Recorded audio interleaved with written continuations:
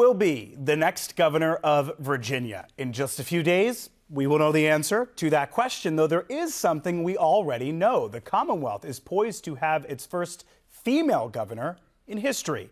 Democratic candidate Abigail Spanberger and Republican Winsome Earle-Sears both are making their final campaign pitches this weekend, and they are getting help from some of the biggest political stars in their own parties. Here's Northern Virginia Bureau Chief Carey with that.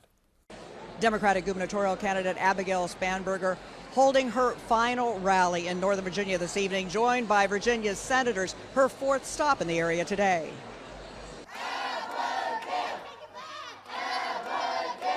The former Congresswoman Spanberger arriving in Woodbridge earlier in the day to cheers and chants from supporters, giving a pep talk before volunteers headed out to knock on doors. We need you all to continue knocking doors because we know that this is a hard time for so many families, particularly in Northern Virginia. Saturday in Norfolk, it was a high-profile get-out-the-vote message from former President Barack Obama. I am here to ask you to vote for the next governor of Virginia, Abigail Spanberger. Spanberger reminding supporters the Virginia governor's race is being watched across the nation, viewed in part as a referendum on Donald Trump's presidency and his policies.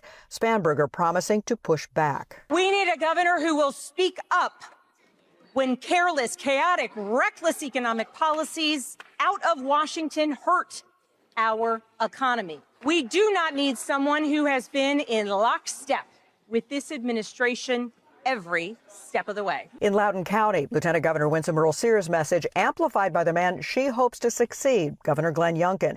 Both Youngkin and Earle-Sears characterizing this race as a decision between light and dark. I view this as a moment where we're standing at a fork in the road. That moment where we can choose to either go down the right fork where there's light or the left fork where there's dark. Earle-Sears pointing to the Youngkin administration's success in business investment and job creation and promising to continue. What we have done in Virginia, we've created so many jobs. You've probably heard the governor talk about it, 265,000 people working that weren't working when we came in. That's what we do. Both Republicans and Democrats claiming the energy enthusiasm is on their side, pointing to a surge in the early vote, far surpassing the totals in the 2021 governor's race.